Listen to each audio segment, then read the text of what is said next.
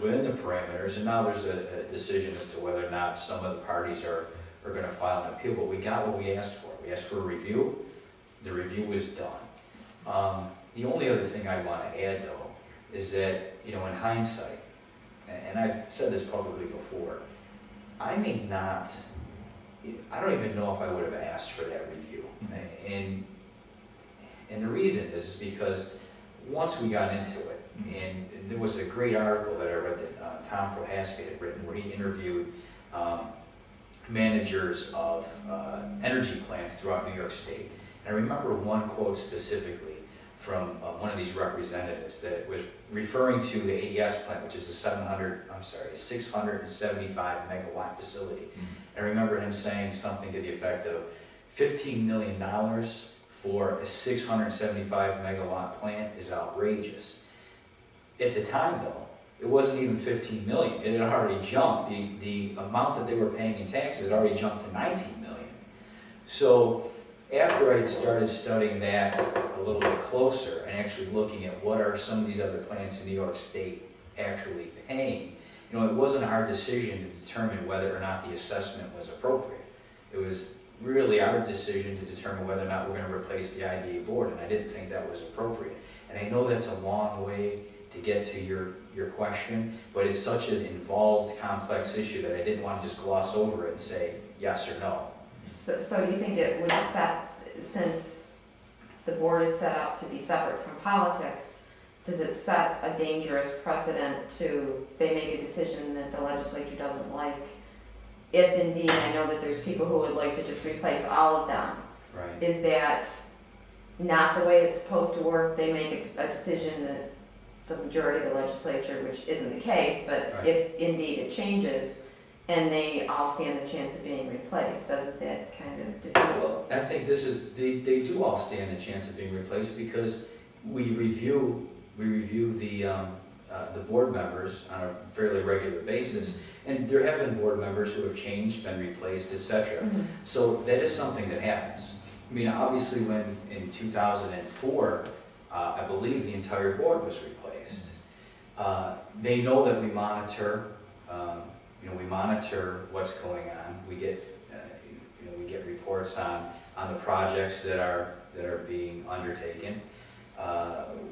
We're apprised of any impacts that we may be experiencing.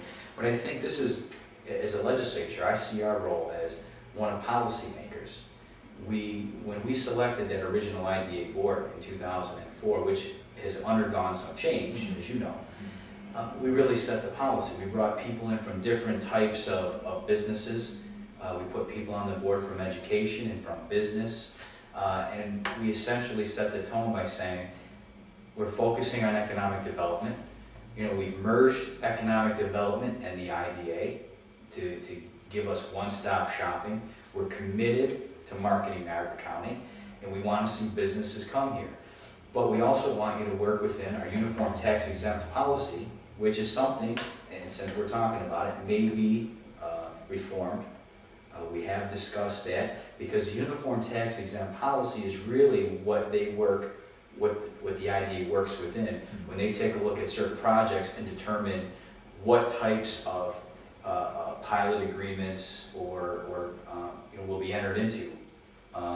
What qualifies, what doesn't qualify, and that's something that we are looking at as we speak. Also, with respect to IDAs, we're kind of leading into a bigger area. I don't want to digress, but the state itself, really, if you want reform of IDAs, it really has to come from the state. And I know that the state is working on that.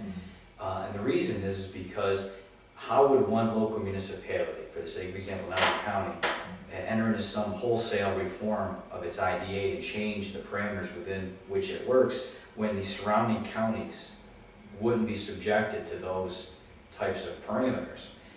You could put yourself on an unlevel playing field, and unfortunately, there is competition, although we're trying to work regionally, which is one of the reasons that we partnered with the BNE, who has as members, Chautauqua County, Genesee County, I think their IDA boards, et cetera, et cetera. We're trying to think regionally, but there still is competition, and you don't want to do something that's going to put your IDA, behind the 8 ball. Are you comfortable with the IDA as it is now? I mean, there's a lot of, in hindsight, you wouldn't do the review. There's questions about, obviously from the public, whether or not that pilot should have been handed out in the first place. But let's say something similar comes up tomorrow. Are you comfortable with the members? Are you comfortable with the IDA making a decision that you can Yes. stand behind? Okay. Yeah, I really think, as I said earlier in my opening Yeah. statement, I don't think it's coincidence that we just had one of our most successful years out with respect to economic development. I don't think it's a fluke. And when you take a look at all the pieces of the puzzle, am I confident that the IDA board members have the county's best interests at heart? Absolutely. And, when I was talking earlier, about how sometimes, they don't have the political ties, I didn't want it to seem as though I was implying that Right. their interests aren't what's in the interest of the county. Right. They are consistent. And as you know, one of the members, we just replaced or added a member from the Appleton area, very involved. I've had some conversations with him. I can't say enough about his enthusiasm and his background. We hired me in a financial background. Everyone that I've talked to on the IDA board who's had the opportunity to work with him is happy. I can't really think of any one person that I think is that I'm not or I don't have any confidence, or that I have confidence in every member. What tangible, and obviously we're still talking HSBC's out there, and we talked about what happens in Western New York and some predictions about when it takes to get here. But I guess what tangible things or businesses or what's happened in Niagara County in the last 2 years that you can say that's because of us, that business is there because of us, that Canadian company moved over the border because of us. What's happened? I mean, what can you point to? Well, actually, this Specific, is like an actual building, like Sure. we walk in and do business. This is one of those moments where I wish I would have brought my notes. But that's okay.